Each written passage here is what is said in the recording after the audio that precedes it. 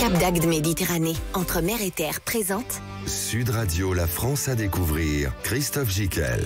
Ah, chers amis de Sud Radio, il y a des destinations comme le Cap d'Agde Méditerranée à la réputation nationale et même internationale et que l'on croit connaître. Si, bien sûr, je vous entends déjà.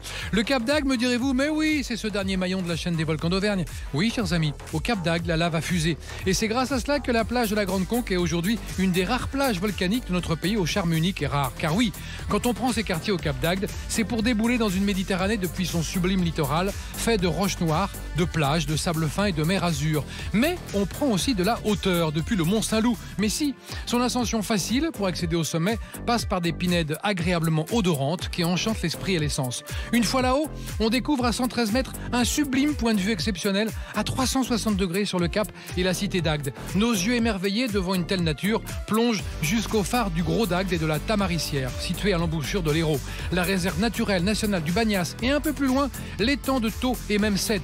Dans cette émission, on vous parlera donc de cette nature extraordinaire, préservée, de jours de marché, de plongée, de pêche, de Molière, de Bobby Lapointe, des fêtes, des festivals de Pézenas et même d'un palais extraordinaire encore inconnu du grand public. Si vous pensiez tout connaître du Cap d'Agde, croyez-moi, le Cap d'Agde va encore vous surprendre. Sud Radio, la France à découvrir. Christophe Gicquel. Et pour se laisser surprendre par le Cap d'Agde dans cette émission, nous avons autour de cette table réuni Laurence Richard, responsable presse et relations publiques à l'Office de tourisme du Cap d'Agde Méditerranée. Bonsoir. Bonjour Christophe. Julie Bertrand est avec nous, directrice de l'ADENA, association de préservation à la nature qui gère la réserve naturelle nationale du Bagnas. Bonjour Christophe. Bonjour Julie. Et Robert Vivarès qui est avec nous en Zoom depuis Pézenas, conseiller municipal délégué à la culture et au savoir populaire de la ville de Pézenas. 1 million de visiteurs, gros succès sur cette petite ville extrêmement dynamique dont on va découvrir le quartier historique, mais pas seulement. Vous êtes avec nous, Robert. Oui, bonsoir Christophe. Vous allez bien? Il fait beau, il fait chaud à Pézenas, toujours comme d'habitude, il pleut jamais, c'est formidable, c'est la région. Il pleut heureusement de temps en temps, parce qu'on en a besoin pour la vigne notamment. Bien sûr, mais, la vigne.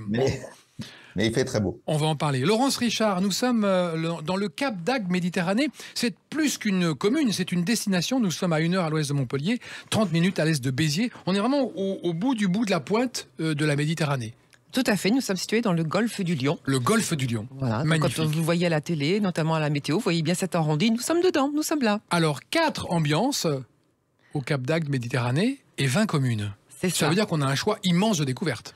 Voilà, c'est entre mer et terre, ça veut bien dire ce que ça veut dire. Donc nous avons 3 communes littorales avec Agde et le Cap d'Agde, puis Vias et Port-Iragne. Vias et Port-Iragne. oui. Ce qui veut dire que nous avons 23 km de plage. Déjà ça calme. Hein. 23 km de plage tout de suite. Donc, si vous ne voulez pas voir votre voisin, c'est possible sur les 23 km. On sait qu'on vient là-bas pour la plage. Pour le littoral, notamment, entre autres. Oui, notamment, entre autres.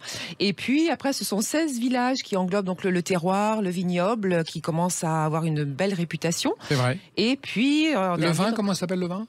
Oh, il y en a toutes sortes, mais vous parlez du Picpoul de Pinet, peut-être ? Le Picpoul de Pinet, j'adore. Je suis sûre que ça parle à beaucoup d'auditeurs. Et puis la belle ville de Pézenas, 17e, avec un patrimoine très riche, où Molière a séjourné à 3 reprises. Absolument. Julie Bertrand, alors vous êtes directrice de l'ADENA, Association de préservation de la nature, qui gère la réserve naturelle nationale du Bagnas. J'ignorais, pour tout vous dire, que la réserve naturelle du Bagnas faisait partie des 359 réserves naturelles en France, une sorte de labo à ciel ouvert où on préserve la faune et la flore. C'est bien ça ? Tout à fait. J'aime bien dire effectivement qu'une réserve naturelle, c'est un laboratoire à ciel ouvert. Donc une des particularités de cette réserve du Bagnas, c'est sa proximité dans un bassin touristique humain, un bassin de vie énorme, vu qu'on est entre le Cap d'Agde et Marseille en plage. Et effectivement, si on dézoome un petit peu, à l'échelle nationale, il y a 359 réserves naturelles, nationales ou régionales, qui protègent donc des petits écrins plus ou moins grands de nature et de biodiversité. Est-ce qu'on peut dire que c'est une petite pépite naturelle qu'on va découvrir ce soir ? On peut le dire. C'est tout à fait une petite pépite naturelle, un écrin de nature, un écrin de biodiversité de 561 hectares exactement. Donc avec une diversité en faune, en flore, en espèces animales, végétales, vraiment absolument remarquable. Et c'est toute cette diversité sur un espace aussi réduit, dans un littoral qu'on peut dire qui est quand même relativement bétonné, qui est absolument extraordinaire. Oui, parce qu'autour de vous, il y a quoi en béton, comme ville ? Le Cap d'Agde. Cap d'Agde. Et Marseille en plage. Et Marseille en plage. Et en plus, la réserve est traversée par une voie ferroviaire. Tout à fait. Une départementale. Tout à fait. Et Et le canal du Midi. Et le canal du Midi. Bon, ça c'est joli, le canal du Midi. Ça c'est chouette. On va la découvrir, cette réserve. Auparavant, on va faire un petit saut à Pézenas avec Robert Viverès, conseiller municipal délégué à la culture, au savoir populaire de la ville de Pézenas. Alors Pézenas, incroyable, 8200 habitants. 1 million de visiteurs, un centre historique remarquablement préservé de 58 hectares. Alors des hôtels particuliers, en veux-tu, en voilà, une trentaine de monuments. L'hôtel de Lacoste, la boutique du Barbier Gély, l'hôtel de Boudoul, la collégiale Saint-Jean. On ne sait plus où donner de l'œil quand on vient à Pézenas. Robert, aidez-nous. Vous avez déjà donné pas mal d'indications. Effectivement, c'est une ville qui a un patrimoine architectural tout à fait remarquable du XVIIe siècle, comme vous faisiez remarquer. C'était une ville très riche. Elle a abrité les États généraux du Languedoc et le prince de Conti, d'où la présence d'ailleurs de Molière, puisque le prince de Conti, qui était de la famille royale, avait pris sous sa protection Molière, puis dans un deuxième temps est devenu dévot. Et donc cette ville a beaucoup inspiré, on pense justement, Molière. Il y a certains des personnages qu'on peut retrouver dans des pièces. Comme l'Avare, le Tartuffe peut-être, non peut-être. Par exemple, le Tartuffe, sans doute. Oui, il y a de fortes chances. Il était pissénois. Le Tartuffe pouvait être pissénois. Bon, il y a un débat, on n'est pas sûr, mais on peut les trouver sans doute dans d'autres endroits, mais en tout cas, voilà. Et on a effectivement ce parcours où on peut découvrir les lieux fréquentés à l'époque, donc par Molière, vous l'avez évoqué, par exemple la maison du Barbier Gély, le Barbier Gély qui était l'ami de Molière. Et puis on a aussi la chance d'avoir un fauteuil de Molière. Il y en a un à la Comédie Française et le deuxième se trouve à Pézenas, au musée Vuillot de Saint-Germain. D'accord. On va parler de Pézenas, c'est quand même une ville extrêmement dynamique avec moult festivals et fêtes qui attirent 1 million de visiteurs par an. Parce qu'il y a beaucoup de choses à découvrir à Pézenas. Il n'y a pas que des vieilles pierres, il y a des gens dynamiques et marrants comme vous, Robert. Et Laurence, avec vous, on va revenir un petit peu sur le Cap d'Agde. Le Mont Saint-Loup, qu'est-ce que c'est que ce truc? Alors le Mont Saint-Loup, donc c'est un vrai mont. C'est un vrai volcan surtout. Un vrai volcan. Voilà, comme vous le disiez en introduction, nous sommes le dernier maillon de la chaîne des volcans d'Auvergne. Et ça, c'est bien de communiquer là-dessus parce que peu de gens le savent. Voilà, mais c'est pas seulement une petite montagne, c'est notre point culminant, mais c'est aussi... Il est sur la réserve du Bagnas, non, le Mont Saint-Loup? Non, mais on a une très belle vue sur la réserve du Bagnas, du Mont Saint-Loup. Voilà. Absolument. Et donc c'est un ancien volcan, la dernière éruption remonte à 750 000 ans, donc bon, on est un petit peu tranquille normalement, mais qui a façonné la côte, et notamment la plage de la Grande Conque, qui est une plage de sable noir. Donc sur les 14 km de plage du Cap d'Agde, il y a 7 plages uniques qui mélangent. Donc il y a des falaises et qui mélangent le sable noir et le sable blond. Et d'ailleurs Marco Polo a surnommé la ville d'Agde la perle noire de la Méditerranée en raison de cette couleur grise que l'on retrouve un petit peu partout. Et donc ça donne aussi des choses très particulières comme des sites de plongée avec des tables volcaniques. Magnifique, des sites de plongée, parce qu'il faut venir au Cap d'Agde aussi pour aller sous l'eau. Tout à fait. Pas simplement rester en surface. Il y a des sites de plongée assez exceptionnels, puisque normalement, pour trouver les types de poissons que l'on trouve à ce peu de profondeur, il faudrait aller beaucoup plus profond. Mais grâce à ces tables, donc ça favorise par exemple la plongée pour les débutants ou la baby plongée. On fait de la plongée au Cap d'Agde à partir de 5 ans avec les petits tout. Est-ce que vous conseilleriez aux visiteurs tout de suite de monter en haut du mont Saint-Loup? Oui, c'est une bonne entrée en matière parce qu'il a un panorama magnifique. Il a un panorama, il a des odeurs méditerranéennes fantastiques. Ça, je l'ai dit. Je me rappelle. Ça sent la pinède. Donc c'est une belle balade et en plus voilà, vous embrassez vraiment le paysage. Vous apercevez aussi le Canigou au loin. Donc c'est le Canigou au loin, la mer. Vous donnez aussi sur le golfe de 27 trous qui est en plein cœur du Cap d'Agde. Donc vous avez tout ce mélange de couleurs, d'odeurs. Et puis voilà, pour se distinguer un petit peu dans la géographie, c'est une bonne entrée en matière, tout à fait. On note ce bon conseil de Laurence. Vous allez au Cap d'Agde, vous commencez par le Mont Saint-Loup et on va après dans la réserve naturelle du Bagnas. Et qu'est-ce qu'on y voit tout de suite en entrée? D'abord, c'est quoi la physionomie de la réserve? C'est une lagune? Donc la réserve naturelle du Bagnas, c'est 560 hectares, mais c'est 40 habitats au milieu naturel différents. Donc à la fois on a des lagunes, des roselières, des prés salés. On va jusqu'à la mer, on a un cordon dunaire de 500 mètres jusqu'à la Méditerranée. Donc c'est un ensemble d'habitats, une mosaïque d'habitats. Il y a des dunes? Oui, jusqu'à la. Oui, il y a des dunes jusqu'à la mer. Un habitat sauvage. Et l'habitat donc principal reste donc cette lagune avec cette roselière qu'on appelle le Grand Bagnas sur la partie nord, donc au nord de la départementale et de la ligne de chemin de fer. Premier conseil que vous donneriez à nos auditeurs, on y va quand? Plutôt le matin, plutôt le soir, plutôt... Alors, ça dépend en fait toute l'année et toutes les saisons. Il y a des choses différentes à y découvrir. Si vous venez nous voir dans la destination Cap d'Agde en été, je vous conseille plutôt de venir soit le matin, soit le soir. À la fraîche. Voilà, à la fraîche, ou en tout cas au moment où il fait le moins chaud. Ça aura quelle heure tôt le matin? Alors, pour venir découvrir le Banias, il faut être accompagné. Donc, il faut réserver. On a tout un programme d'animation que vous pouvez retrouver sur notre site internet adena-banias.fr. Et on a un tas de sortes d'animations sur les oiseaux, la faune, la flore, à différentes horaires, en lever de soleil, coucher de soleil. On monte aussi sur le volcan d'Agde. Ah, vous m'avez... D'accord. Pour expliquer, faire une lecture de paysage à son sommet et aussi expliquer un peu la géologie du site. Donc on propose aussi des animations en bordure du site, mais on peut venir effectivement à toute heure, pour petits et grands. On y trouve pour tous les goûts. Ça peut intéresser les enfants. Ça peut les passionner. Tout à fait. On fait des animations spécifiques pour les enfants, adaptées à ce qu'ils peuvent à tout âge, et aussi des petites pêches dans la lagune, juste en bordure. Alors pas dans le Banias, mais juste en bordure. On propose aussi des petites pêches pour expliquer donc ça plaît beaucoup aux jeunes, effectivement, aux enfants. Et qu'est-ce qu'on pêche? Trouve des mollusques, des crabes, des cyngnates, des coquillages, Les cyngnates, ça ressemble à des hippocampes. D'accord. Ah ouais. Ça se mange allongé. On le mange, ça? Non, on mange pas. D'accord. On le pêche juste et puis après, on le remet dans l'eau. On le remet dans l'eau. Okay. Robert Vivarès, on parlait tout à l'heure de la destination extraordinaire de Pézenas. Rappelons quand même que Pézenas, il y a un petit théâtre de verdure de 800 places, un très joli théâtre à l'italienne de 234 places et une maison du peuple, le foyer des campagnes. Donc, une petite ville, mais 3 lieux magnifiques, sublimes. Vous êtes bien renseigné, en effet. Est-ce qu'on s'est parlé avant pour préparer l'émission, on peut le dire. Et avec ces lieux, effectivement, mais qui sont aussi très vivants, et notamment, vous évoquiez le théâtre de verdure, donc ce théâtre de verdure qui va être utilisé, si j'ose dire, pendant l'été 2 à 3 fois par semaine. On va accueillir pas mal de spectacles. Autour de la chanson, d'ailleurs, on aura un rendez-vous un peu particulier, si vous me permettez, j'en dis un petit mot. Absolument, parce que vous êtes les défenseurs de la chanson francophone et française à Pézenas. Absolument. Plus que partout ailleurs. Plus que Francis Cabrel, qui est pas loin. Alors avec un petit peu l'appui de Voix du Sud, l'association qu'avait créé Francis Cabrel. Oui, on a un projet autour de la chanson francophone et de la nouvelle scène de la chanson.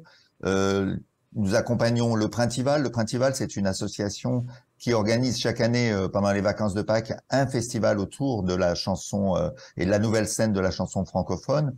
Et avec cette association, cette année, nous travaillons aussi avec Voix du Sud, qui va proposer un spectacle avec 7 artistes. N'en dites pas plus, on va laisser le suspense parce qu'on doit faire une petite pause. On se retrouve juste après Robert Vivarès en direct de Pézenas. À tout de suite. À tout de suite. Cap d'Agde Méditerranée, entre mer et terre, présente Sud Radio, la France à découvrir, Christophe Gickel. Et ce soir, nous ne sommes pas simplement au Cap d'Agde, ce serait trop facile. On est à la destination Cap d'Agde Méditerranée qui englobe une vingtaine de communes et des façons absolument différentes d'appréhender, de visiter, de découvrir le Cap d'Agde. Nous sommes avec Laurence Richard, responsable presse et relations publiques à l'Office du tourisme de la Méditerranée. Julie Bertrand, directrice de l'ADEA. Je fais bien Léon Zitrone. Tout à ça. Vous vous rappelez Léon Zitrone? Oui. Parce que tout le monde ne le connaît pas. Association de préservation à la nature qui gère la réserve naturelle du Banias national, pardon. Et Robert Vivarès, qui est conseiller municipal délégué à la culture et au savoir populaire de la ville de Pézenas. Et je vous ai interrompu tout à l'heure, Robert, mais on va revenir avec vous sur ce petit programme de la chanson francophone. Vous avez 20 secondes, parce que nos amis sont impatients de parler du Banias et du centre-ville historique de Cap d'Agde. Alors, très rapidement, effectivement, j'évoquais avec Voix du Sud un travail sur les langues de France et on accueillera 7 artistes, parmi lesquels Xam Hurricane qui a participé à The Voice. Donc, on va accueillir avec le Printival dans le théâtre de verdure début août ce spectacle. Et bien sûr, je vous invite à aller voir sur le site de la ville, mais peut-être qu'on pourra retrouver le lien aussi sur le site de Sud Radio pour avoir ce programme pendant l'été. Absolument. Voilà, 20 secondes. Parfait, vous avez été génial. Merci beaucoup, Robert. Restez avec nous quand même, parce qu'on adore Pézenas. Oui, bien sûr. Laurence, alors le Cap d'Agde, une des choses incontournables à visiter et que les gens finalement ne connaissent pas forcément, c'est le centre historique. Par exemple. Il y en a un. Il est là. Il y en a un, et quand on sait que la ville d'Agde est quasiment aussi ancienne que la ville de Marseille, puisque nous avons 2600 ans d'histoire quand même. J'ai appris ça. Ancien comptoir grec, donc voilà, il y a quand même, on sent le passé très très présent. Oui. Donc il y a des visites, bien sûr. C'était des marais salants que les Grecs exploitaient à l'époque. Marais salants, et puis une pierre en basalte, une pierre à meule. Tout à fait. C'est ça. Voilà. Tout à fait. Et donc on a des visites multiples pour découvrir ce centre historique. Donc voilà, tout près de la plage en fait. Donc il y en a vraiment pour tous les goûts. Et puis je ne sais pas si vous souhaitez que nous parlions de ce petit joyau qui. Évidemment. Voilà. On est là pour ça, Laurence. Et c'est tout nouveau. Qu'est-ce que c'est ? Attendez, on va faire monter, on va faire un teasing. D'accord. Dans quelques instants, chers auditeurs, on va vous parler d'un palais. Moi personnellement, j'ai jamais vu ça. Non. J'ai vu les images. Il vient d'ouvrir il y a une semaine. Même pas. Je pense que le monde entier va se ruer sur ce sublime bijou d'art déco, d'art nouveau, mais qui est un truc. On peut dire que c'est un palais merveilleux. Enfin, comment un palais, une maison monde, une folie. Quelque chose que l'on ne pourrait plus faire aujourd'hui en tout cas. Mais qui est sublime. Qui est sublimissime. Bon, on va en parler tout à l'heure. Julie Bertrand, racontez-nous, parce que c'est intéressant aujourd'hui, parce qu'il y a beaucoup de débats là-dessus. Comment s'est créée en 83 la réserve naturelle ? C'est intéressant ça. En 83, donc vous l'aurez noté, cette année, c'est les 40 ans de la réserve naturelle du Bagnas, donc une année anniversaire.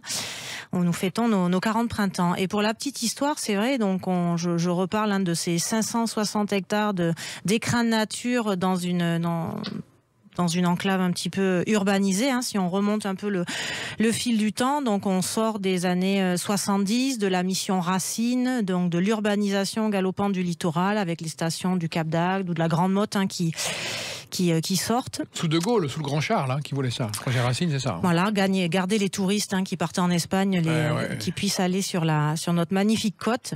Et il y a eu un projet de parc d'attractions, le projet Verneland, sur la partie sud donc de la réserve actuelle du Bagnas. Et là, la population a dit non. Voilà. Et là, la population a dit non. Sans violence. Enfin, c'était un petit peu chaud aux ans, mais c'était moins violent qu'aujourd'hui. Non, il faut reconnaître. J'étais pas là il y a c'est vrai que vous êtes très jeune. J'étais pas là il y a 40 ans. Je pense qu'il y a quand même eu une mobilisation assez intense avec des pétitions, des courriers, des manifestations. Ça a duré une dizaine d'années. L'association gestionnaire s'est créée à cette époque-là. À l'époque, la SPN, la Société de protection de la nature. Et donc, on a vraiment des traces. À l'époque, les 2/3 des Agatois ont signé une pétition disant qu'ils étaient contre donc ce projet touristique. Et ils ont eu gain de cause. Donc les Agatois et les Marseillanais ont fait venir des naturalistes, des ornithologues qui ont permis de démontrer la richesse, notamment aviphonistique, donc en faune et en flore. Aviphonistique. Oui, c'est beau ça. Ça veut dire la richesse concernant les oiseaux. Il y avait beaucoup d'oiseaux, donc venaient bien utiliser ce site pour se reproduire, pour nicher, pour s'alimenter. Et donc, grâce à ces découvertes scientifiques, on a pu donc préserver ce site et le classer donc en 1983 réserve naturelle nationale du Bagnas. Incroyable. Et aujourd'hui, est-il vrai qu'on y voit 260 espèces d'oiseaux différentes ? Aujourd'hui, on y voit tout à fait 260 espèces d'oiseaux différentes. J'en suis absolument sûre. Vous avez compté, vous ? Et alors moi personnellement non, mais mes collègues ornithologues, oui. On suit avec c'est le cœur de notre métier en fait. On a toute une équipe d'ornithologues, de botanistes, d'herpétologues, enfin c'est tas de métiers naturalistes qui permettent de suivre et de compter, de dénombrer précisément avec des protocoles très hiérarchisés l'ensemble de la faune et de la flore du site. Et rappelons qu'on peut y aller avec ses jumelles et observer toute la journée les oiseaux. Et on peut aller, on vient d'ailleurs d'inaugurer un lieu, un platelage d'observation qui permet librement aux visiteurs et aux habitants de venir observer en bordure du site. Et ensuite, pour être accompagné, et vraiment donc pour entrer dans le site, il faut être donc accompagné par un guide nature du Bagnas. C'est top. En tout cas, c'est une très belle idée de découverte de nature, d'oiseaux, de vie sauvage, comme ça à portée de main, évidemment. Robert Vivarès, je vais vous faire écouter une petite musique. Vous allez me dire évidemment à quoi ça vous fait penser, Robert. C'est très facile. Moi j'aime mieux les glaces au chocolat poil au bras. Mais chez mon pâtissier, il n'y en a plus, c'est vendu. C'est pourquoi je n'en ai pas pris, tant pis pour lui. Et j'ai mangé pour tout. Aujourd'hui, ça ressemble complètement loufoque, fantasque. C'est vraiment le prince du calembour, du jeu de mots, de la contrepétrie. Bobby Lapointe, qui nous a quittés en 72, je crois, en juin 72. Et c'est un enfant, c'est un Picénois, un enfant du pays.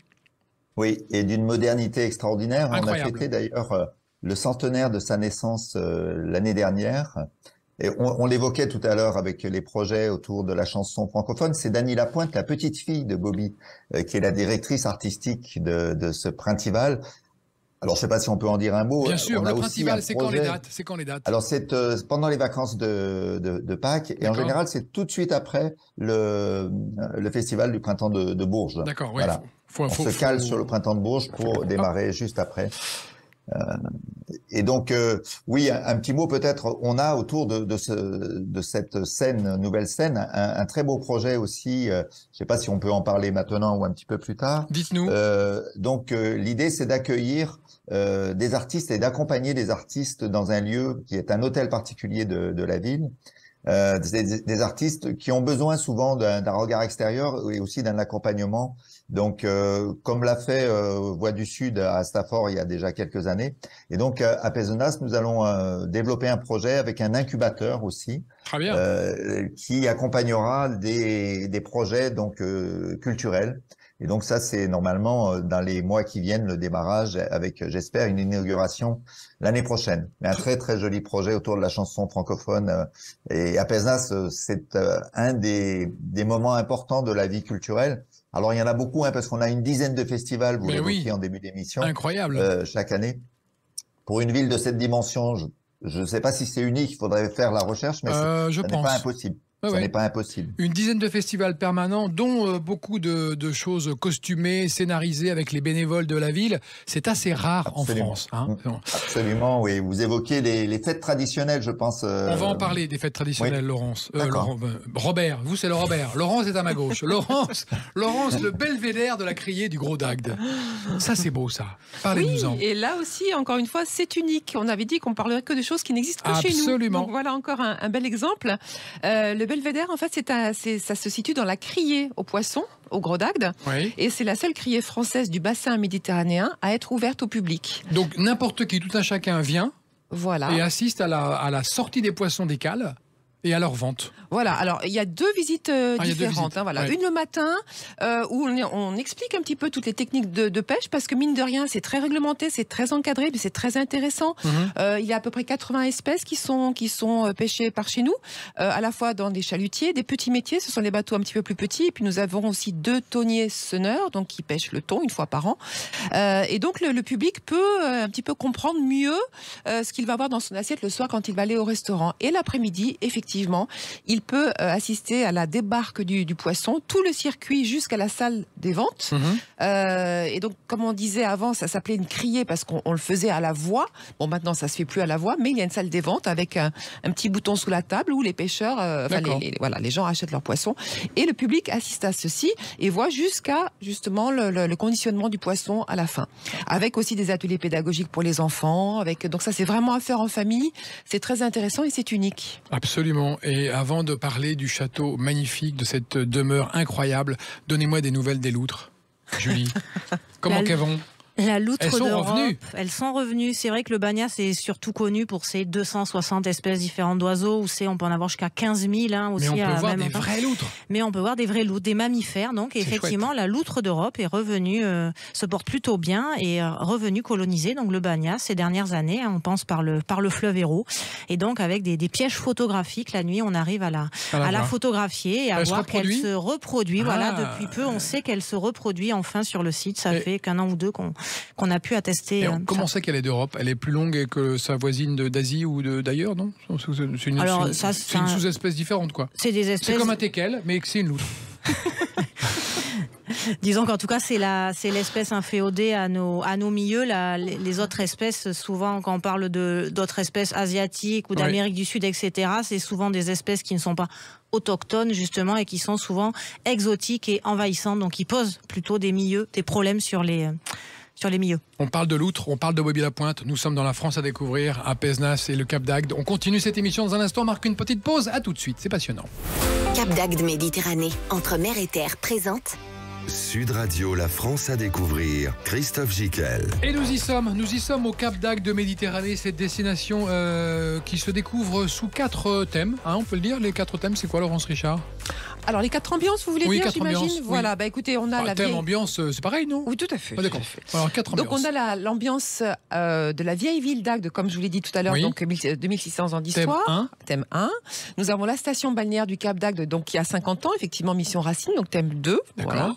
Et puis thème 3 et 4, parce qu'ils sont un petit peu reliés, c'est le Gros d'Agde et la Tamaricière qui sont de chaque côté de l'embouchure de l'Hérault. Et la Tamaricière, son nom vient de la forêt de Tamaris qui recouvre un petit peu toute cette surface. Et juste en face, donc sur l'autre rive, à l'embouchure de l'Hérault, se trouve le Gros d'Agde, donc village de pêcheurs, comme on a l'habitude de le dire, de le nommer. D'accord. Julie Bertrand, vous qui gérez la réserve naturelle nationale du Bagnas, on a vu un nombre incalculable d'espèces d'oiseaux, des loutres qui sont revenus. Il y a d'autres choses un peu originales, inattendues, qui vous ont surpris, vous, dans votre gestion, que vous avez vu revenir ou pas? D'abord, on trouve des oiseaux avec des noms incroyables, hein, chez vous. Oui, je pourrais vous parler de la rémise penduline, par exemple. Mais parlez-moi de la rémise penduline. Donc la rémise penduline, c'est un tout petit passereau qui passe chez nous à l'automne, en période de migration, avant de traverser la Méditerranée et de partir en Afrique. Et en fait, on est un des sites sur le littoral, même sur le sud de la France, un des sites qui héberge, qui est un des hauts spots pour permettre la traversée de la Méditerranée, cette petite espèce. Et c'est un oiseau qu'on bague à l'automne. Donc il y a des spécialistes du Muséum d'histoire naturelle de Paris qui viennent donc baguer cet oiseau, parce qu'en fait, en baguant les oiseaux, on peut comprendre comme ça leur trajectoire, leur voie migratoire, comprendre s'ils viennent du nord de l'Europe ou c'est qu'ils vont plus au sud, et comprendre donc les dynamiques de déplacement des oiseaux. Et donc, on a un spot majeur lors de la migration de cet oiseau qu'on suit donc de manière précise depuis plus de 10 ans. Et quel est l'oiseau star qu'on aime bien voir là-bas chez vous? Alors le public aime bien voir le flamant rose, évidemment. Rose. Ah, oui. Après c'est vraiment rose. Hein. Alors il est vraiment rose. Pas quand il est tout jeune, en fait. Il devient rose quand il est à l'âge adulte. Parce qu'il mange des crustacés, tout à fait. Après, nous, on aime bien effectivement présenter au public des espèces un peu plus rares qui ne peuvent pas voir ailleurs que sur le Bagnas, ailleurs, ou en tout cas de manière plus rare, comme le héron pourpré, qui est un héron magnifique, mais par rapport à son cousin, qui est le héron cendré, il a une couleur donc pourpre, évidemment, et il est beaucoup plus rare sur notre littoral. On peut avoir aussi le crabier chevelu. Ah, le crabier chevelu, on l'adore.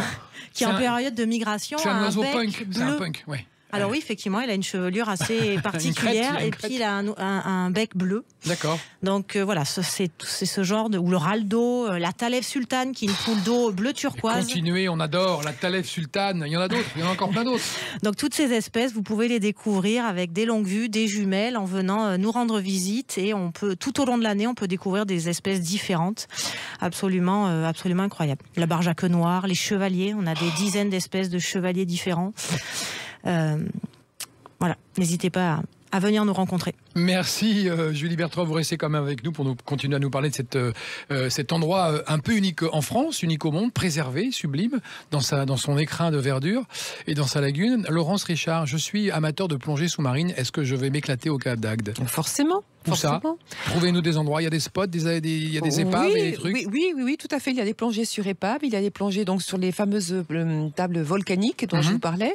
Et puis après, si on veut poursuivre l'aventure, on peut aussi aller au musée d'archéologie sous-marine. Pourquoi on l'appelle le musée de l'Éphèbe?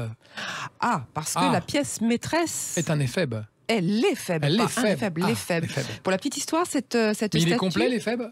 Il lui manque un petit peu des bouts, mais il est magnifique. Il est magnifique. On comprend qu'il est beau. Il a été repêché dans l'Hérault en 1964, mais il est parti tout de suite au Louvre à Paris. Ah mince. Voilà. Et les Agatois donc ont tenté vainement pendant un petit moment de le récupérer, mais ça a été chose faite en 1987. Et la condition sine qua non pour qu'il revienne était qu'on lui construise son musée. C'est pour ça qu'il a ce nom-là. Depuis, de nombreuses pièces ont été ajoutées aussi, mais l'Éphèbe, c'est une représentation assez unique et assez rare d'Alexandre le Grand. Cette pièce date du 1er siècle avant ou après Jésus-Christ, donc c'est une pièce exceptionnelle et vraiment très rare. Et il y a beaucoup de choses aussi à découvrir, notamment des amphores, des emblémas qui étaient des mosaïques de décoration. Et c'est un fabuleux musée très vivant aussi, où on fait pas mal de choses aussi très pédagogique pour les enfants. C'est un petit bijou à découvrir dans la Pinède. Je n'en doute pas. De toute façon, il n'y a que ça dans le coin, des bijoux et des pépites partout. Et il y en a aussi à Pézenas, Robert Vivarès, des pépites et des bijoux, notamment des festivals. C'est quoi les grands rendez-vous que vous pouvez nous fixer là pour cet été, septembre, octobre, en festival? Je sais qu'il y a un festival d'art lyrique et de photographie qui est vachement coté. Absolument. Alors, le premier festival, donc à la rentrée, ce sera à la fin du mois de septembre, c'est un festival qui s'appelle le Pézenas des idées. Oui. Donc, où là, on va aborder on aborde des problématiques ou des questions de société. Là, cette année, par exemple, on va profiter du mondial de rugby. J'en parle parce que je crois que Sud Radio, le rugby. Vous êtes sur la bonne chaîne. La bonne station. La bonne chaîne. Donc, où on va interroger. Donc, il y a en général une proposition artistique et qui est accompagnée par un moment de débat avec un spécialiste qui va venir parler. Donc là, on va interroger un peu ces valeurs du rugby, collectif, solidarité, puis aussi comment le professionnalisme a peut-être transformé l'esprit du rugby ou pas. Voilà, ça fait partie des choses. Après, on aura ce festival de photos qui va arriver donc à la fin du mois d'octobre et concomitamment avec ce Pézenas donc enchanté, c'est le festival d'art lyrique. On accueille Annick Massis d'ailleurs, qui est une très grande soprano et qui vient pour une masterclass. Je crois que ça sera la 3e année cette année. Et vous avez les dates? Pardon, je vous les donne tout à l'heure, c'est promis. Oh d'accord. De toute façon, on les retrouve sur le site. Oui, bien sûr. Oui. Les dates sont annoncées sur le site. D'accord. Alors après. Il vient de se passer, mais je voudrais quand même, si vous me le permettez, en dire un petit mot. En général, on a un rendez-vous en juin avec le théâtre, le Molière et le théâtre, le festival de théâtre dans tous ses éclats. Et on a d'ailleurs accueilli cette année au Théâtre de Verdure la Comédie Française avec le Don Juan qui était joué par Laurent Lafitte. Voilà. D'accord. Et tout au long de l'année, donc c'est une dizaine de festivals. En plus de ça, il y aurait tellement à dire, mais je ne sais pas si on aura le temps de parler de vous savez, le temps court, et je vois Laurence qui trépigne. Elle veut aussi parler de ces festivals au Cap d'Agde. Je la comprends. Les tournois de joutes, les festivals au pied de la cathédrale au Cap d'Agde, la scène flottante sur les rives de l'Hérault, on en parle? Oui, bien sûr. Ça, c'est des grands rendez-vous qu'il ne faut pas louper. Ce sont des rendez-vous qui à Blagnac, c'est plus calme, il n'y a pas de choses comme ça. Sur le Blagnac. Il y aura un rendez-vous à la fin de l'année. C'est pas vrai. On en parle maintenant ou... Une soirée techno? Non, au milieu des oiseaux? Non, peut-être pas. On en parle juste après. Laurence. Oui, donc je disais, ce sont des rendez-vous très populaires parce que voilà, les feux d'artifice sur l'Hérault ou au Cap d'Agde sur le port. 14 juillet, 16 août. Alors 14 juillet, c'est au Cap d'Agde et puis après on en a le 15 août. 15 août à Agde. D'ailleurs, vers le Château Laurent. Faut qu'on en parle aussi. Le 25 août, voilà, c'est une petite aussi. Et puis le 25 août, au Gros Dac de Tamarissière, donc sur l'embouchure de l'Hérault. Et puis, vous en avez parlé, donc quelque chose d'assez exceptionnel, qui déstabilise parfois aussi les artistes parce que c'est pas, ils chantent sur une scène flottante. Ouais, c'est bien. Ils sont basés sur l'Hérault, devant la cathédrale. Le public est de l'autre côté. Elle tourne. Non, mais ça bouge un petit peu, forcément, parce que c'est sur l'eau. Le public est assis donc en face sur des gradins et on a 4 dates notamment avec de grands artistes. C'est totalement gratuit en plus. D'accord. On commence le 18 juillet avec Yannick Noah. On poursuivra le 25 juillet avec The Jacksons et puis le 4 août avec Louane et pour finir le 7 août avec l'Héritage Goldman. Voilà, et tout ça c'est gratuit, c'est offert aux estivants et aux agatois bien évidemment. Avec beaucoup de générosité et d'amour. Et dans la réserve du Blagnac, alors on parlait d'une soirée techno à la fin de l'année au milieu des loutres. C'est curieux quand même. Alors, je vais repréciser, ce n'est pas une soirée techno. Non, c'est une soirée musicale. Voilà, donc en fait, comme je vous le disais tout à l'heure, cette année, ce sont les 40 ans de la réserve du Blagnac, donc on a un petit peu des rendez-vous atypique et notamment cette année on mêle un peu art et nature autour d'événements qu'on appelle les toposcopies, donc où des événements de découverte de la nature se mêlent à des artistes qui viennent faire de spectacles vivants. Ça peut être de la danse, ça peut être des contes chantés, ça peut être des artistes, des funambules en hauteur, etc. Ça peut être de la musique et donc on mêle un petit peu tout ça dans le cadre de la réserve. Dans le cadre de la réserve. Et donc là, il y a eu 4 dates tout au long de l'année. Le Toposcopie, une saison au Bagnas. Et le rendez-vous donc qui inaugurera aussi nos bâtiments d'accueil du public qui vraiment permettra de faire la fête pour nos 40 ans sera le 1 et 2 décembre. Donc autour de conférences, de spectacles, de temps pour les scolaires, pour les enfants, de découverte nature. C'est top, c'est bien ça. En fin d'année. Dans le cadre de la réserve. Et nuitamment La nuit? Ce sera la nuit? Le soir? Après Non, ça sera les 2 journées, un vendredi et un samedi, pour à la fois que les professionnels, les partenaires et aussi les visiteurs, le public et les habitants puissent venir. Et vous vouliez lancer un appel à cette occasion? Oui, alors ça c'est important. Tout à fait. Donc toujours pour nos 40 ans, et on espère que cet ouvrage pourra être donc remis à cet événement du 1 et du 2 décembre. L'ADENA donc souhaite faire un ouvrage donc en mémoire pour ces 40 ans du Banyas, qui à la fois donc retrace l'histoire humaine, l'histoire naturelle, à travers de belles photos, de petites anecdotes. Donc un bouquin. Un bouquin, tout à fait, édité par les écologistes de Leuzière. Et donc, on lance un financement participatif et on compte sur vous pour nous aider à financer cet ouvrage. Donc, vous pouvez aller sur notre site internet, sur KissKissBankBank, la plateforme de crowdfunding, pour nous aider. C'est jusqu'au 14 juillet. Il nous manque encore un peu plus de 3 000 euros à pouvoir récolter. Il vous faut combien en tout? 20 000? 15 000? L'ouvrage coûte 25 000 euros. 25 000 euros. Et il vous manque 3 000? Mais on cherche effectivement à récolter 5 000 euros par ce financement participatif. D'accord, très bien. Bon, l'appel est lancé. On va y aller, hein, Laurent, il va falloir mettre la main à la poche. On compte sur vous. Laurent, justement, on en parlait, le musée d'archéologie. Il y a aussi un endroit formidable. C'est le moment d'en parler maintenant. Nous y voilà. Cet endroit est top. C'est une histoire magique. C'est un château. C'est un château qui avait été laissé dans son jus, presque à l'abandon par tout le monde. Ouais. Tout le monde l'a délaissé. C'était l'ouvrage de quel homme? Comment il s'appelait, ce garçon? Alors, ce garçon s'appelait Emmanuel Laurent. Un richissime... Voilà, Agatois, donc habitant d'Agde. Un peu jet-setter à l'époque, on peut dire ça? Pas quand il était jeune, en fait. C'est les circonstances qui l'ont rendu comme ça. Bon, c'était une famille qui avait quand même des moyens. Le père et l'oncle travaillaient sur Agde. Et Emmanuel Laurent, à l'âge de 24 ans, fait un double héritage d'un lointain cousin et de son père. Donc, il a hérité de la somme à peu près équivalente de nos jours à 350 millions d'euros. Donc, ça laisse quelques perspectives. 24 ans. 24 ans, 350 millions d'euros qui tombent. Voilà. Qu'est-ce que je vais bien pouvoir faire? Plus le domaine de Belle-Île, sur lequel se trouve ce fameux château.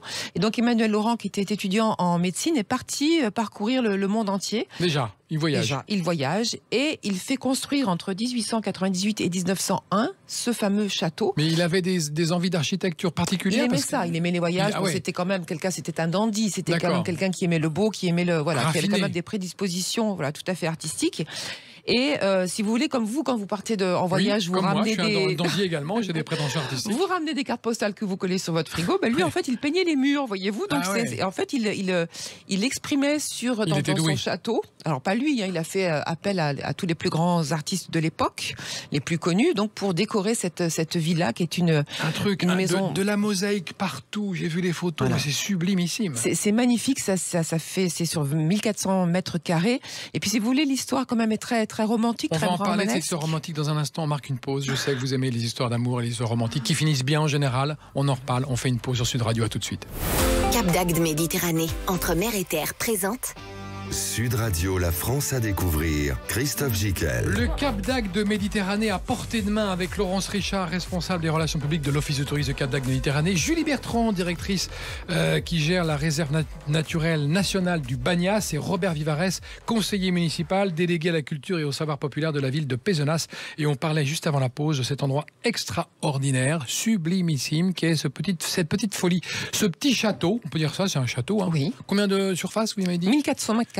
De pièces qui sont toutes recouvertes d'une richesse et d'une fantaisie incroyable par son propriétaire. Par son propriétaire. Et ce qui est extraordinaire de nos jours, c'est que ce château n'a subi aucune transformation, aucun travaux. C'est-à-dire que tel que vous le visitez, c'est ce que Emmanuel Laurent a voulu décorer et c'est là qu'il a vécu. Enfin, c'est exactement le même. Il est mort dans le château? Il est mort dans le château. Alors l'histoire, si vous voulez, donc romanesque et romantique. Alors revenons sur cette histoire romantique. Je sais que ça vous tient à cœur. Il a épousé une cantatrice parisienne qui s'appelait Louise Blot, qui a eu sa petite heure de gloire puisqu'elle a chanté à l'Opéra Garnier. Quand même, ils se sont mariés sur le tard, après sa carrière. D'accord. Et il lui a fait construire modestement un petit salon de musique. Donc, c'est pas une petite pièce, c'est carrément une chapelle avec 20 mètres au plafond, de hauteur de plafond. Il l'aimait. Il aimait ça très certainement. Et par contre, voilà, la guerre est passée par là, la guerre de 14-18, la dépression de 1929 également. Donc, il a aussi mené tellement grand train qu'il a laissé un petit peu des plumes. Il a été obligé de vendre son domaine en viager. Oh là là. Il a été ruiné, on peut dire, ou pas? Pas tout à fait, pas tout limite, à fait, mais en limite. plus il n'avait pas de descendance, donc D'accord. il y avait Louise ne lui a pas fait d'enfant. Et non, mais non, parce qu'ils sont mariés sur le tard. Ah oui, sur le tard. Voilà, sur le tard. Et donc il s'est retranché un petit peu dans ses petits appartements, et malheureusement les gens qui ont acheté cette propriété n'avaient aucune conscience de la valeur qu'ils avaient avec le domaine. Donc, Eux, ils ce l'ont abandonné. qui les intéressait, c'était les terres, les 12 hectares qu'il y avait à côté. D'accord. Donc ils l'ont laissé un petit peu aux 80, ça a été pillé, c'est au bord de ça a l'eau. été pillé. Ça a été pillé, donc tout le fabuleux mobilier a été un petit peu dispersé aux 80. Et la ville l'a racheté en 1994, ça a été classé au monument historique en 96, et depuis, donc, il y a eu toute des séries de travaux qui se voyaient plus ou moins. Et jusqu'à aussi, il y a eu un gros travail de recherche de mobilier, et on en a retrouvé. Et donc, ce beau château Ça y a est, été il rendu. ouvre. Il a ouvert vendredi il y a une dernier semaine. aux Agatois, donc était très impatient de revivre ce château. Ah oui. Mais c'est jusque dans les moindres détails, c'est un bijou de modernité aussi, un éclat de couleur, et vous avez cette ambiance particulière lorsque vous entrez. Vous avez l'impression que l'âme d'Emmanuel Laurent est encore un petit peu dans les murs. C'est beau ce que vous dites, Laurent. Vous êtes d'un romantisme échevelé.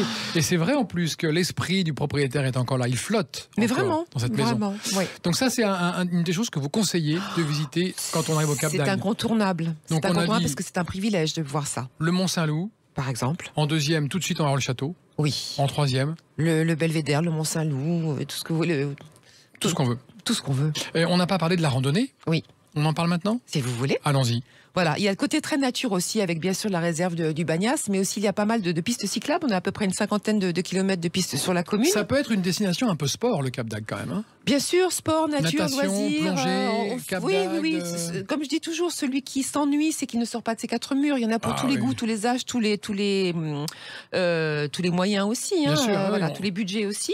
Et puis, si on veut s'évader un petit peu, faire une randonnée, moi, je vous conseille le No Rando, qui est le parcours d'art et de nature, parce qu'il est un petit peu original. Ce sont des vignerons qui se sont mis un petit peu ensemble, qui se sont dit pourquoi pas laisser les gens traverser nos vignes. Très bien. Et puis, se sont associés avec des sculpteurs. Il y a à peu près 6 sculpteurs qui ont fait sur le thème de la vigne, du vin, une douzaine de sculptures. Donc, quand on se balade, on voit alors les vignes, la mer, bien sûr, ces très très belles sculptures qui sont assez monumentales. Et puis, on peut finir aussi par la dégustation du fameux pic-poule de Pinet. Je ne sais pas de quoi vous parlez, je ne bois que de l'eau. À consommer avec modération. Bien sûr. La rando à Montagnac, Oui. 4 heures. À peu près 4 heures, 16 voilà. Mais ça kilomètres. peut se faire en famille, on peut faire des plus petites On boucles. peut le faire en morcelé. Voilà, mais vraiment on insiste sur la destination familiale aussi, la belle plus. Oui. Famille plus. Famille plus, pardon, merci. Et voilà, parce qu'on insiste, on sait que si les enfants sont heureux en vacances, les parents forcément passeront de bonnes vacances. On sent que l'expérience parle.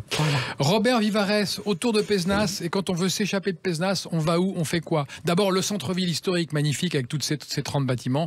Les festivals, il y en a partout. Mais après, quand on veut vraiment sentir l'âme de la ville, on va où? Alors avant de sortir de la ville, je pense qu'il faut absolument rendre visite à la fois aux antiquaires, puisqu'on a la chance d'avoir une ville avec un certain nombre d'antiquaires, et puis les rendez-vous. On parlait de rendez-vous tout à l'heure. Le premier dimanche d'octobre, donc il y a un déballage. Il y aura un déballage. Et puis on a aussi les artisans d'art en très très grand nombre. Et puis pour avoir une très très belle vue donc de Pézenas, on peut aller sur la butte du château. Donc le château, lui, Richelieu s'en est occupé à l'époque, donc il n'est plus là. Mais en tout cas, on peut avoir une très très belle vue. Et puis autour, on évoquait à l'instant Montagnac, c'est juste de l'autre côté de l'Hérault. Donc il y a aussi un certain nombre de randonnées possibles évidemment à Pézenas. C'est vrai qu'on n'en a pas parlé dans cette émission, on va en dire deux mots. Pézenas se distingue par un savoir-faire d'artisanat d'art remarquable. Hein, il y en a beaucoup, dont le verre. On travaille beaucoup le verre à Pézenas. Absolument, oui, on a des artisans. Ça, on l'ignore, on pense que le verre, c'est toujours dans l'est de la France. Non, c'est à Pézenas aussi. Oui, il y a je pense à Eva Luca, par exemple, qui est une artisane qui travaille le verre. On a des vitraillistes. On a énormément d'échoppes et d'artisans effectivement qui travaillent sur place, des céramistes. Et puis on a la chance d'avoir aussi un peu un sanctuaire de cet artisanat d'art avec la Maison des métiers d'art, donc qui est installée à Pézenas et qui met en avant ces savoir-faire exceptionnels avec les artisans qui sont à Pézenas, mais également des artisans de la France entière qui viennent pour exposer donc dans ce lieu. Très bien. Et nous, le crabier chevelu, les flamants roses, les hérons thalès, sultanes, les couleurs turquoise, tout ça, le héron pourpré, c'est toute l'année ou on peut savoir exactement, on est sûr d'en voir à des périodes données? Non, c'est pas toute l'année. Vous pouvez voir des oiseaux toute l'année, tourne. mais ça tourne. Il y a des oiseaux qui viennent se reproduire, il y en a d'autres qui viennent hiverner en hiver chez nous, il y en a d'autres qui viennent juste migrer, se poser quelques nuits. Pendant l'été, là, si vous venez nous rencontrer, vous aurez de grandes chances de voir donc le héron pourpré, ce héron magnifique couleur pourpre, la thalève sultane également, donc avec sa couleur turquoise. Alors quand je dis avec certitude, ce n'est pas une certitude, hein, la réserve. C'est pas contractuel. Voilà, hein, les oiseaux sont libres de se cacher, de sortir selon le temps qu'il fait, mais vous avez de grandes chances de pouvoir les observer. Vous habitez pratiquement là-bas. Est-ce que le matin, c'est vachement agréable et curieux d'entendre tous ces oiseaux le matin au réveil? Oui, puis là on est encore au printemps, donc le printemps c'est la saison des amours, c'est la période où les oiseaux chantent. Ah oui. Donc là vous avez toute une ambiance musicale au sein du Bagnas. On oublie un petit peu aussi le contexte urbain qui est tout autour, et on peut vraiment, en fermant les yeux, entendre, et les animateurs aussi vous apprennent à discerner les différents Il y en a combien d'animateurs oiseaux à dispo du public? Il y a 3 animateurs nature à l'Adena. C'est bien. Donc on est sûr d'avoir quelqu'un qui peut nous expliquer et nous décrypter un peu le paysage. Tout à fait. Julie, vous, votre coup de cœur dans cette belle région du Cap d'Agde Méditerranée, à titre personnel, est-ce que vous aimez bien faire comme ça pour nos auditeurs? Dévoilez-nous votre petit secret, carnet d'adresse. Alors si j'ai envie d'aller me promener, je pense que j'aime bien aller à l'étendoir des Fées. C'est un endroit pas forcément très connu, mais où il y a un paysage magnifique, hein, une géologie assez particulière sur Castelnau de Gers, donc pas très loin de Pézenas et Montagnac. On est donc encore dans la destination. Hein. Complètement. On vérifie auprès du commissaire politique. Mais attention, on parle que de la destination. Et on peut y aller à pied, en vélo, en courant, mais en tout cas, voilà, je trouve qu'on découvre assez bien ces paysages de garrigues avec des petites vignes accrochées, et puis ce lieu qui est l'étendoir, où il y a toute une petite légende aussi, hein, autour de ce lieu. Il y a des fées. Voilà, je vous laisse découvrir la légende si vous venez voir. Et après, si je souhaite plutôt donc aller me baigner, hein, parce que c'est sûr qu'aussi donc on va se baigner. On va se baigner. J'aime bien aller, donc je recommande la Grande Conque, qui est évidemment une plage spectaculaire, la pépite du coin. La pépite du coin, qui vraiment, effectivement, on se sent dans une autre ambiance, et on oublie un petit peu. Enfin, il y a vraiment un sentiment différent avec les autres plages du secteur. Ou sinon, il y a de très belles plages de sable fin blanc pour se baigner également. Et Robert Vivarès, à Pézenas, où est-ce que vous allez, vous, à titre perso, votre petit coin, votre petit coup de cœur, votre petit carnet d'adresse perso? Alors, il y a plein de choses, encore une fois, à Pézenas. Vous avez 30 secondes, Robert. Très très vite, j'allais vous poser une question, si je puis me permettre. Oui. Êtes-vous gourmand, par exemple? Ah bah oui, moi j'adore. Et ben voilà. Manger uniquement, boire, manger. Alors, on a quelques spécialités à Pézenas. On évoquait le Picpoul de Pinet, mais pour les Blancs, le Languedoc-Pézenas est un AOP rouge assez remarquable. Donc, des dégustations chez les vignerons. Et puis, quelques spécialités. Donc, je pense au petit pâté de Pézenas, par exemple, mais on a aussi un fabricant de berlingots depuis quelques générations, un événement extraordinaire en février. C'est le championnat du monde de ragoût d'escoubille, que je vous invite à venir découvrir chez nous, si vous souhaitez. Ça fait peur un peu, non, le ragoût d'escoubille? Qu'est-ce que c'est? Qu'est-ce que c'est exactement? Alors, traditionnellement, mais aujourd'hui, ça s'est transformé. C'était un repas, donc quand on terminait le carême, donc on faisait un repas avec un petit peu les restes Ah oui, d'accord, c'est un ragoût des restes de la veille. Voilà. D'accord. Et là, aujourd'hui, donc, ça annonce un peu l'ouverture du carnaval, et donc on va chercher, on prépare avec des mets plutôt luxueux, et donc on invite la famille et les amis pour ce moment. Merci Robert Vivarès. Dernier mot, c'est pour vous, Laurence. Votre coin à vous, vous avez 16 secondes. Ça ouf. Oula. Ah bah déjà, pour bien commencer la journée, moi je vous conseille un petit déjeuner sur les quais du Centre-Port au Cap d'Agde. Vous êtes face au port de Plaisance. Ouais, c'est vrai. Voilà, c'est encore calme. Ça commence juste à fourmiller au niveau des commerçants qui ouvrent leurs boutiques. Et puis sinon, une bonne balade au bord de la plage Richelieu, donc une des plages de sable blond, où vous avez quand même en ligne de mire le fort de Brescou, Oui. qui est construit Le sur petit Fort Boyard du Cap d'Agde. Tout à fait, voilà, une ancienne prison d'État où, bien sûr, Vauban est passé par là. On se demande où il n'est pas passé d'ailleurs, mais voilà, c'est quand même une jolie carte postale que vous ramenez de vos vacances. Et en très direct sympa de à faire. Paris, 4 heures de train pour aller au Cap d'Agde. Merci Direct. à tous d'avoir participé à cette émission et de nous avoir parlé du Cap d'Agde et de nous avoir découvrir les petits secrets de cette merveilleuse destination dans la France à découvrir. Bonne soirée, à dimanche prochain. Salut.